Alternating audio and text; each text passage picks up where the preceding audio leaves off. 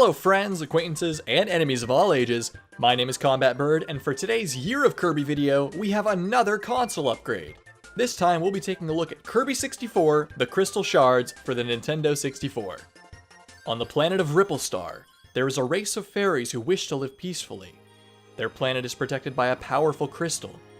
However, the power of this crystal attracts an evil being known as Dark Matter, who desires to have the crystal for his own evil doing. For the safety of the crystal, the Queen of Ripplestar orders that a fairy named Ribbon take the crystal somewhere safe. But while trying to escape with it, the crystal is hit by one of Dark Matter's attacks. It splits the crystal into 74 shards, hence the name, the Crystal Shards. Ribbon crashes into planet Popstar, where our hero Kirby gives Ribbon one of the shards. The two then decide to head out together to try to reclaim all the remaining shards, so that they can finally put a stop to Dark Matter, and they do it all in 3D. That's right, Kirby has finally broken into the third dimension. Well, sort of anyways. Kirby 64 has 3D graphics, but it's still a 2D side-scroller. Although, this doesn't mean that the 3D is pointless or anything like that. The environments are beautiful, and they actually use things like perspective to make it feel like you could run between the foreground and the background. Now, aside from the obvious graphical change, what else is different about Kirby 64? I mean, we have a whole new console after all.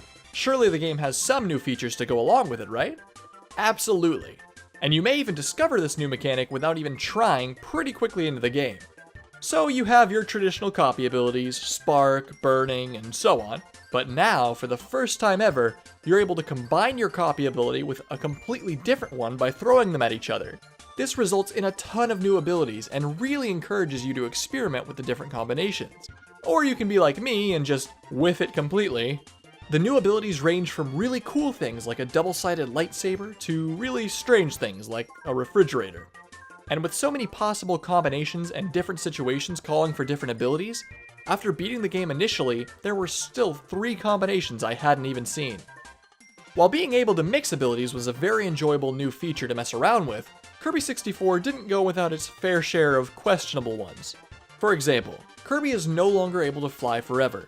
This has some perks, like being able to create new hazards for Kirby, but forcing Kirby to climb a ladder is just degrading.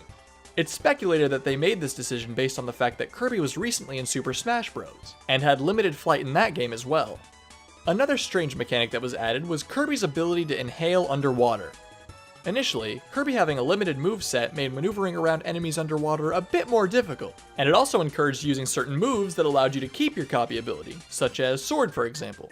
But now, Kirby can just inhale any enemy he needs to get by, and he can even use any copy ability underwater. Yes, even fire. This, mixed with the fact that Kirby can walk along the ground, makes the underwater sections of the game just feel like slower versions of regular levels.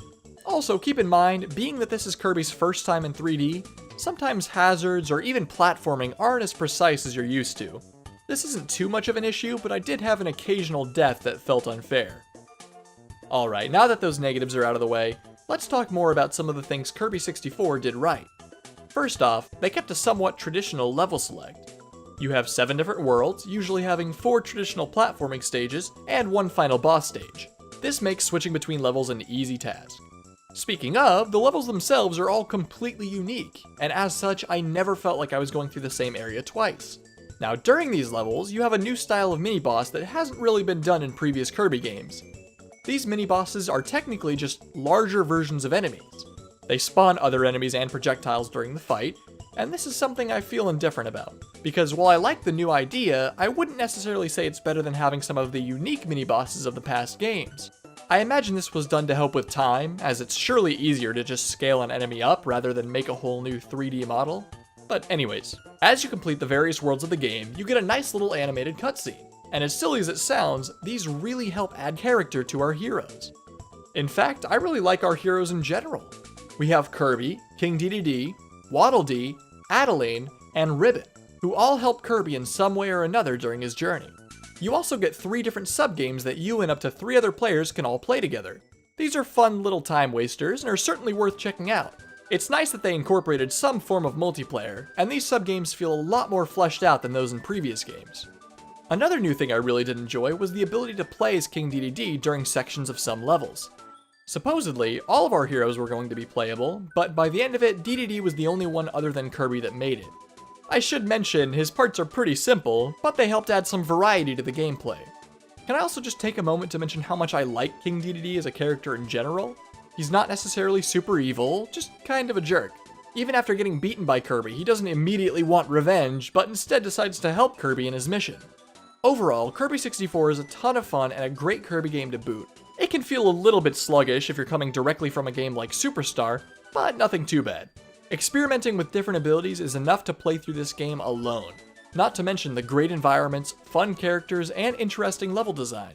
I absolutely recommend playing it if you haven't yet, and that is it for today's Year of Kirby video.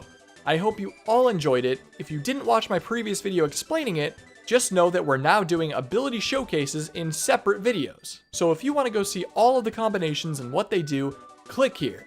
Thank you so much everyone, and as always, have a wonderful rest of your day.